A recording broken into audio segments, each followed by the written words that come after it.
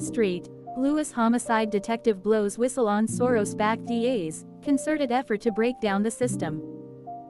Roger Murphy warned young people not to go into law enforcement, saying, "It's not worth it." A former St.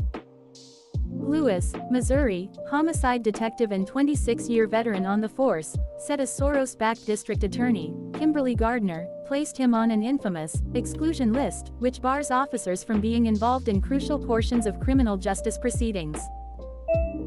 Roger Murphy retired in 2021, approximately 2 years after he said he was put on an exclusion list which made him feel like a sitting duck. As an excluded officer, Murphy would have to ask other officers to file his paperwork to Gardner's office, such as arrest and search warrants, as well as grand jury subpoenas, he said.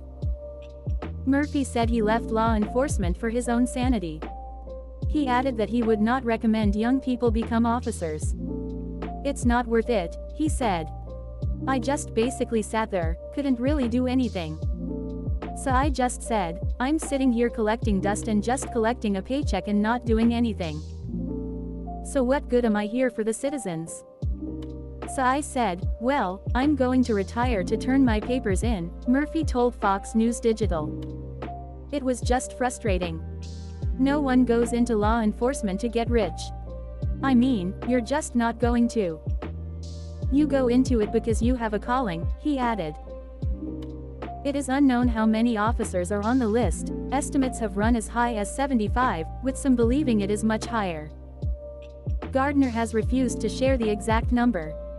Officers are gagged from speaking out if they are placed on the list. "You're given a direct order not to discuss this. So that's a fireable offense," Murphy said. "Officers who are currently at the DA office are terrified to speak out due to retaliation," Murphy said. About 819 officers have left the department around when Gardner took office in 2017, according to the St. Louis Police Pension Board. The department lost an average of 119 officers each year between 2017 and 2019. In 2020, 129 officers left the force, with an additional 174 leaving in 2021.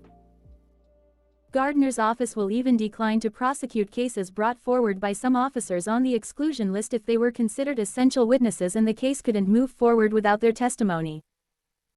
Some officers who have been placed on the list are victims of shootings, according to KSDK. A local police union told the outlet that it was concerned whether those excluded officers would be able to see justice if they are prohibited from being essential witnesses in criminal cases.